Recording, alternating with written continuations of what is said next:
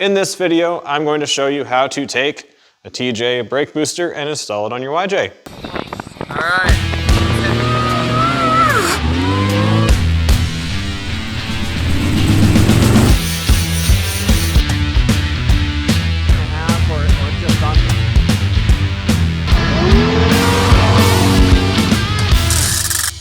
Hey guys, my name is Liam and you are watching Jeep Sheep TV. Today we are going to be talking about brake boosters. So this is my YJ right here. It's a 1994 Jeep Wrangler YJ with the 4-cylinder. Most of that information doesn't matter for this, but now you know. As I've been driving it for a long time now, the brakes just kept becoming more and more unpredictable. Sometimes the pedal would engage the brakes early on, sometimes it'd be a little closer to the floor. And initially I thought maybe that I just needed to bleed the brakes, but as it was come and go, I started to suspect that maybe my booster was being problematic. Additionally, I've had like no brakes in reverse the whole time I've owned this Jeep. They're just terrible and I've tried adjusting them and it just doesn't matter. So I suspected that the proportioning valve might have been bad as well. And so this gave me the opportunity to change them both. In the spirit of this channel, why do something normal when you could do something abnormal? And so I went online and looked to see if the brake booster out of the TJ or the model that came after this one, if that was any better, and the internet said, yes. It said that it's better because it has 2 diaphragms or something. And without really looking into why, I just bought one.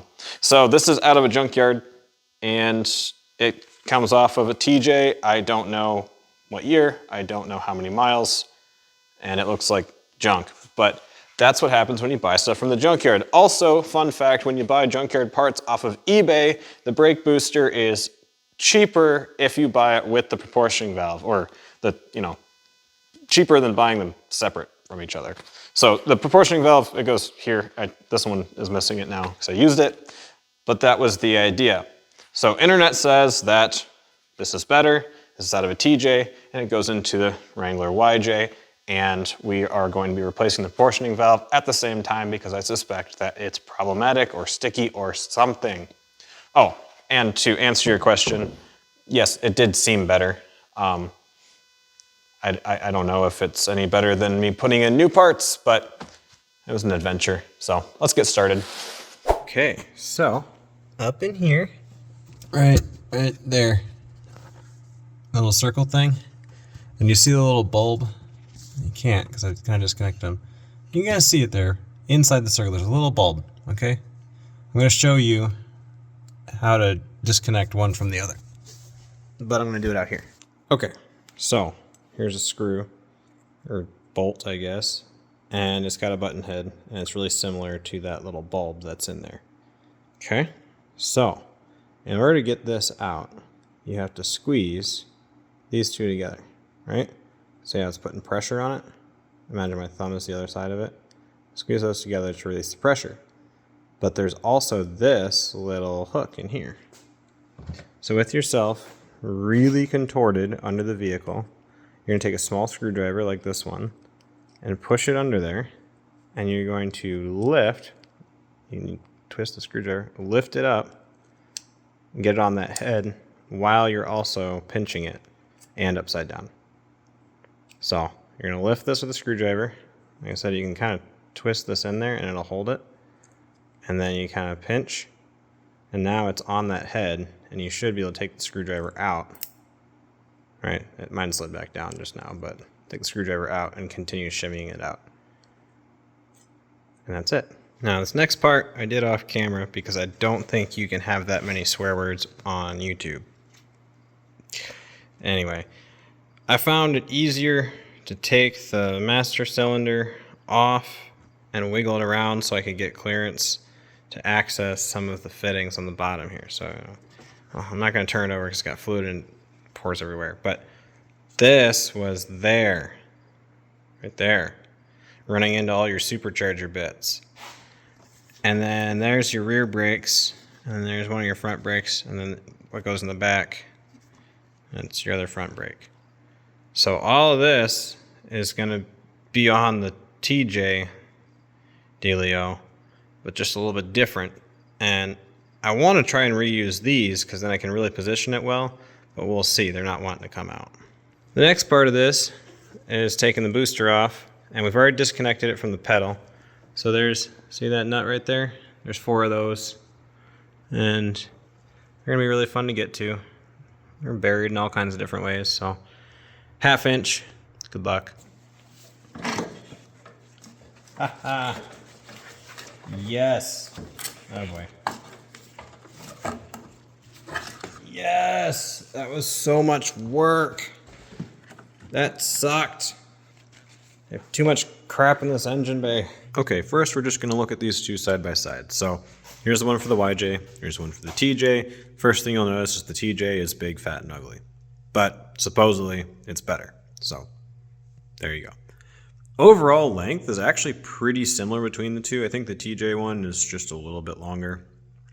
But all of this stuff up here is a lot smaller than this stuff here. So we'll see how it fits. The big important part is the shaft length. On the YJ is longer than on the TJ.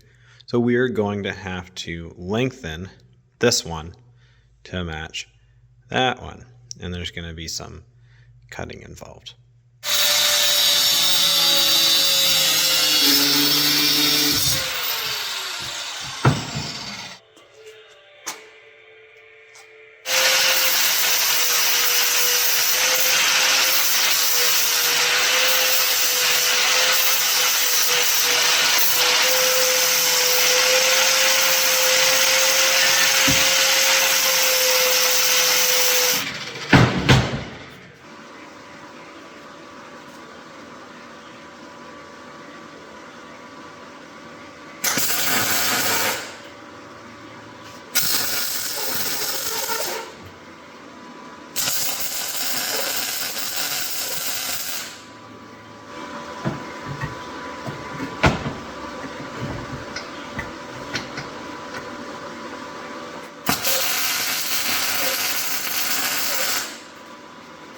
And there you go.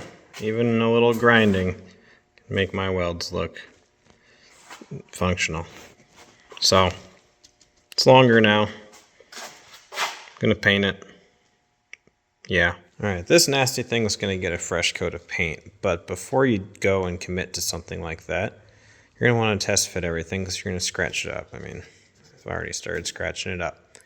So that way you know what you're gonna have to disconnect and move and all that fun stuff. Also, you will notice that there are holes that you mount to, and they need to be enlarged. The TJ uses larger studs, and I'll tell you how big it needs to be once I figure that out. Additionally, this cool little boot thing was in there. I will reuse that, but it's just easier to line everything up for the first time without it. So you'll see that on in later parts of the video. All right, let's take a look at this. So I used a 13/32 bit to open that up. Works really well. These seem to be like an M10. Everything on here is going to be metric because it's from a TJ. It's a newer vehicle. And, you know, the YJ is like half metric. Whatever. Look at all the wrenches you get to try before you get to the right one. So the only thing I'm seeing so far is it hits the supercharger bits, but that's my own fault. And that's going to be fine. It's rubber. Then you've got your proportioning valve. So the TJ had it sideways and like kicked out that way, which isn't going to work at all. And your lines, they need it to be upright like so, unless you want to run new lines. And I don't want to run new lines. So what we're going to try to do is, got this cool little brackety thing. We're going to cut one edge of the bracket off and notch it and try to use one leg of the bracket to get everyone all nice and lined up, but no guarantees. It also might be a bad idea because you don't want it to be super stiff when you're trying to connect to these lines because it's just going to make it more difficult to line everything up. So that's completely up to you. Also, this piece here, it was there, now it's there, just makes it easier to get stuff together, and then it does not hit. But it's just easier to load everything in there if you kind of pull it out of the way. Here's a quick pro tip for you. measure from this surface right here, not this one, because on the YJ, it's about that long. On the TJ, it's about that long, which means you're going to be about that short when you weld on your thing. If you're like me and you welded from this surface, you're going to be cutting it and re-welding it again, even after you painted everything. Okay, I think it looked better the first time, but whatever. It works. So, two things. One, measure from the mounting surface, not whatever this is. And two, test it before you paint it. It's in! Yay! The thing on the pedal, it's just the reverse. The clip just goes back on. You don't need a screwdriver. So, the next part of this is called a bench bleed. And some of you in the comments might tell me that I'm wrong. I don't remember. This is what I did in the Commando. It worked just fine. So, we've got the two hoses that come out and they go down to the proportioning valve, which it's all been painted black because I thought it was ugly and black is cool. So these are running up and back into the reservoir here. The idea is that you're bleeding the system just in here, and that's it. That's all you're doing. So you're getting the air out of this part here, so then when you introduce the rest of the system, you at least know the air isn't here. It's going to be a lot harder to get it out of here, especially with that proportioning valve in the way. This also means that putting the proportioning valve on is going to be a bit of a messy thing. So painting your stuff's not really a good idea because it's all going to come off anyway because brake fluid boils paint. But here we are. So I'll show you how this works. Okay, pedal down there, put your foot on it, and then you look, and you press the pedal. You hear it?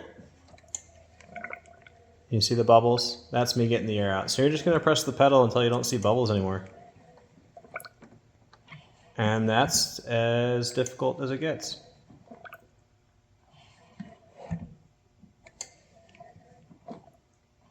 Okay, I'm going to show you a method that saved me a ton of frustration. So this, right here, it's making a bit of a mess. But you try to use the hose. So get one of these flexible silicone hoses here. I bought mine on Summit. I love them. It wraps around the bleeder screw just fine. Then you crack open the bleeder screw and you just let it dribble in. Don't touch the pedal, just let it dribble in. It's called gravity bleeding, and it's pretty much the best way to do it when you're by yourself. Because eventually it's all gonna just dribble out of there and pull the air bubbles with it. Now you gotta keep your reservoir full, or you have to start over because you're introducing new air. My stepdad taught me this, and it is the most relaxing way to bleed your brakes because you just let it dribble for a long time and go and work on something else for a little bit. So then once you've bled everything out, you're going to come up here and you want to clean everything really well. Clean it really well here, around the proportioning valve, clean it here, everywhere. Clean at the wheels, everywhere. And then you're going to pump the pedal a few times and try and hold some pressure on there and check it all again. And then drive it and see if you did it right and if it made any improvement at all. Or if the junkyard parts you bought should have stayed in the junkyard. Guess we'll find out.